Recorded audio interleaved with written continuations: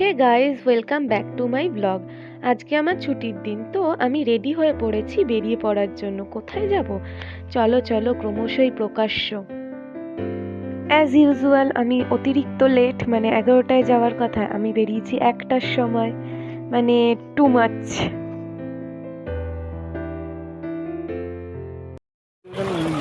ফরেনাররা এসে ছবি তুলছে, তখন আমি দেখছিলাম যখন 4টে ফরেনার এসে ফটো তুলছে। মানে শুটিংও তো হয়েছে আমাদের।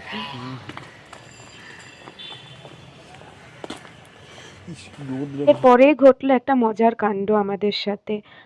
আমরা দুজন তো একটা স্টপেজ থেকে উঠবো, আমাদের আরেকটা বন্ধু আরেকটা স্টপেজ থেকে ওঠার কথা ছিল। আমাদের বাসটা জাস্ট চলে যাচ্ছিল ওই স্টপেজটা পার হয়ে, দেখতেই পাচ্ছ আমাদের অবস্থা। আমরা জাস্ট টেনশন করছিলাম যে ও কখন আসবে। আমরা আরেকটু হলে নেমেই যেতাম, ওকে ছাড়া অবভিয়াসলি যাব না। বাট ফাইনালি লাস্ট মোমেন্টে সিগন্যালটা পড়লো, ও আসলো দৌড়ে দৌড়ে। ওই মোমেন্টটা অবশ্য তোলা হয়নি। ফাইনালি আমরা 3 মূর্তি একসাথে হলাম। এই যে আমার বন্ধুটা, যার জন্য এত অপেক্ষা, এত কাণ্ড কারখানা, মানে টু মাচ। এই দেখো অবস্থা, আমরা এই নিয়ে হাসাহাসি করছি। ফাইনালি আমরা এসে পড়েছি আলিপুর মিউজিয়ামে। ইয়েস, আলিপুর মিউজিয়ামে অনেক দিন ধরে ইচ্ছে ছিল আমার আসার, কিন্তু ছুটিটাই পাচ্ছিলাম না। ছুটি পেলাম আর প্রত্যেকে বেরিয়ে পড়লাম আলিপুর মিউজিয়ামের উদ্দেশ্যে। চলো চলো, দেখা যাক কি কি আছে এখানে। প্রবেশ করার পরেই বাঁদিকে রয়েছে পার্কিং এরিয়া আর ডান দিকে রয়েছে টিকিট ঘর। টিকিট কেটে তারপরে ঢুকতে হবে। 30 টাকা হচ্ছে টিকিট ভাড়া। আর এখানে আমি সমস্ত একটা বোর্ড রয়েছে, সেখানে সমস্ত নিয়ম কানুন রয়েছে, তো সেটাও দেখে নাও। সময় মঙ্গলবার থেকে রবিবার দুপুর 11টা থেকে 5:30। টিকিট কাউন্টার বন্ধ হওয়ার সময় বিকেল 5টা। সোমবার বন্ধ থাকে। আচ্ছা, সেখানে একটা শো হয়, লাইট শো, 6টা থেকে শুরু আর রাত 7টা থেকে শুরু দ্বিতীয় শো। এই যে প্রবেশের পথে আমাদের আরও একজন বন্ধু এসে গেল আর আমাদের সবাইকে জাজ জেলি দিল আর একটা ম্যাগনেট দিল। আমরা ট্রাই করছিলাম ম্যাগনেটটা আদৌ কাজে লাগছে নাকি।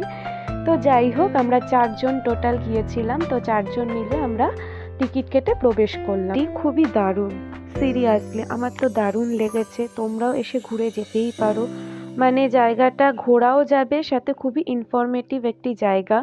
অনেক কিছু নতুনত্ব আজকে আমরা জানতে পারলাম একটি জেলের সম্বন্ধে। একটি জেলে, মানে কোনো আইডিয়া ছিল না জেলের কয়েদিরা কিভাবে কি থাকে। অনেকটা অনেকটা কেন বলবো, পুরোটাই আইডিয়া প্রায় হয়েই গেল আমার। এরপরে ম্যাপ দেখে আমরা পুরোই, এই দেখো যেদিক দিয়ে যাচ্ছি ম্যাপটা যেই দিকে, সেই দিক দিয়ে শুরু এবং ঠিক তার অপোজিট দিক থেকে হচ্ছে এক্সিট, মানে দেখে আমরা ঠিক তার অপোজিট দিক থেকে বেরোলাম। তো চলো আমরা দেখে নিই যে এখানে আমরা ঠিক কি কি দেখতে চলেছি। এখানে কি কি রয়েছে, ফাঁসির মঞ্চ রয়েছে, কালকুটরি রয়েছে, পোস্টমর্টম রুম রয়েছে, তারপরে হচ্ছে নেতাজি, তারপরে এরকম নামি দামি সব বিপ্লবীরা কোথায় কোথায় কোন কোন জেলে ছিলেন সেই জায়গাগুলোও রয়েছে। এই যে আমরা প্রবেশ করলাম গ্যালোজ। এই সেই ফাঁসির মঞ্চ যেখানে না জানি কত বীরের ফাঁসি হয়েছে। এখানে ফাঁসি দেওয়া হতো স্বাধীনতা সংগ্রামীদের। 30 মিনিট ধরে এই বডিগুলো ঝুলিয়ে রাখা হতো, তারপরে ফেলে দেওয়া হতো টানেলে। প্রসেসটি বন্দি কয়েদিদের দেখানো হতো। ওই যে দেখছো ছোট ছোট জানলাগুলো, ওই জানলাগুলো দিয়েই বন্দি কয়েদিদের দেখানো হতো, ভয় দেখানো হতো, যাতে তারা সবকিছু ভয়ে ইংরেজদেরকে সব বলে দেয়। টানেল দিয়ে বডি বের করার পরও যদি মনে করতো যে এখনো বডি নিস্তেজ হয়নি, তাহলে হাত ও পায়ের শিরা কেটে মারা হতো। আর এইখান থেকে বয়ে যেত রক্ত। এই যে মিডিল যে রোটা দেখছো, সেখান থেকে রক্ত বয়ে যেত। আর এই যে তালিকা কাদের কাদের এইখানে ফাঁসি দেওয়া হয়েছে। আর এই জায়গাগুলোতে ফাঁসি দেওয়ার আগে যারা কয়েদি থাকতো তাদেরকে এখানে রাখা হতো। কি ছোট ছোট এক একটা রুম, জাস্ট দেখো। মানে এখানেই ওরা থাকতো, এখানেই খেত, আবার এখানেই বাথরুমের ব্যবস্থা ছিল। মানে ভয়ঙ্কর, জাস্ট এইভাবে মানুষ একটা থাকতে পারে আমার জাস্ট ইমাজিনের বাইরে ছিল। জাস্ট দেখো তোমরা রুমটা।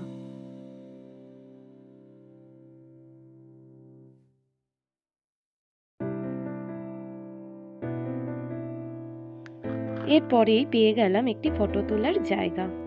স্ট্যাচু ছিল আর আমরা তো জাস্ট ফটোশ্যুট স্টার্ট করে দিলাম।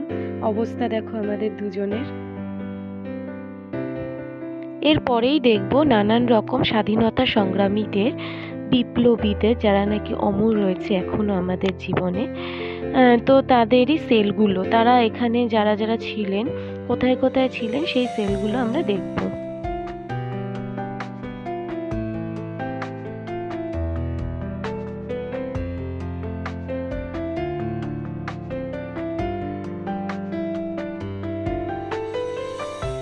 এরপরে আমরা চলে যাব নেতাজি সুভাষচন্দ্রের সেলে, আর সেটি হচ্ছে দোতলায় রয়েছে। চলো দেখাই তোমাদের নেতাজি সুভাষচন্দ্রের সেলটি কেমন ছিল। তোমরা কি এটি জানো, নেতাজি সুভাষচন্দ্র তার বার্থডের দিনও এইখানেই কাটিয়েছিলেন। এক কথায় অসাধারণ লাগলো তার সম্বন্ধে এত কিছু জেনে। এরপরে আমরা একটু রিল্যাক্স করলাম, মানে ওখানে বসার জায়গা টায়গা ছিল, ওখানে আমরা একটু বসলাম, রোদ পোয়ালাম এবং অবভিয়াসলি ফটোশ্যুট করলাম, ভিডিও করলাম ইনস্টাগ্রামে। এই দেখো অবস্থা, ফটোশ্যুট হচ্ছে। এরপরে আমারও পালা, ওই জন্য তো তুলছি, দেবো তো অবশ্যই। দেশ কি করে স্বাধীন হলো ফুল মুভিটাই এখানে দেখালো, খুব সুন্দর।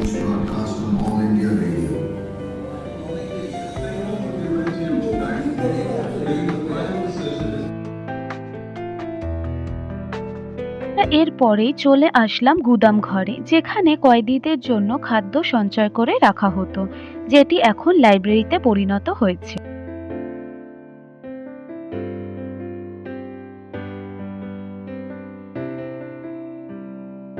ওখানে একটি সেলফি জোনও ছিল, তো এখানে আমরা ফটো তুলেছি অনেক। ওখানে একটি জায়গা আছে যেখানে তোমরা স্বাধীনতা সংগ্রামীদের উদ্দেশ্যে নানান কথা লিখতে পারো, তোমাদের মনের কথা। আমার বন্ধুটি এই ছবিটি এঁকে দিয়েছিল। এরপরেই আমরা চলে গেলাম তাঁতকলে, যেখানে নাকি জেলের কয়েদিদের বন্দি অবস্থাতেই তাঁতকলের কাজ করানো হতো। তাঁতের শাড়ি কিভাবে তৈরি হয় একের পর এক এখানে পুরো পদ্ধতিটি তুলে ধরা। এখানে তারা কাজ করছে মানে এই নয় যে তাদেরকে বাইরে যেতে দেওয়া হবে, এইখানেই তাদেরকে বন্দি রাখা হতো এবং এখানেই তাদের খাওয়া দাওয়ার ব্যবস্থা বা জলের ব্যবস্থা, খাওয়ার জলের, ডান দিকে দেখো খাওয়ার জল, বাদিকে হচ্ছে ওয়াশরুম রয়েছে, নানান ব্যবস্থা ছিল।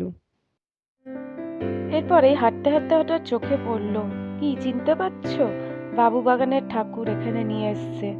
এটাও মিউজিয়ামে রেখেছে বাবুবাগানের ঠাকুর, বেশ ভালোই লাগলো দেখতে। ফাইনালি পেয়ে গেছি আমরা ফুড জোন। চলো খাওয়া দাওয়ার পালা এবারে।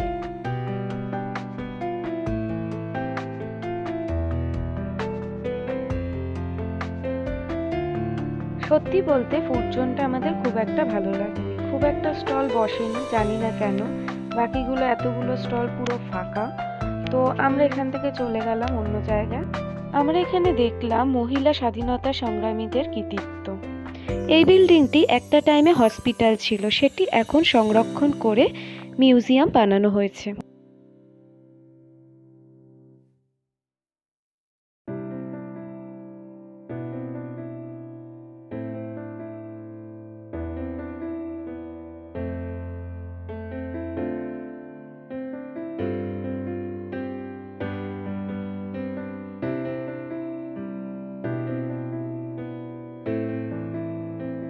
আমাদের ঘোরা কমপ্লিট, এইবার আমরা ব্যাক করলাম।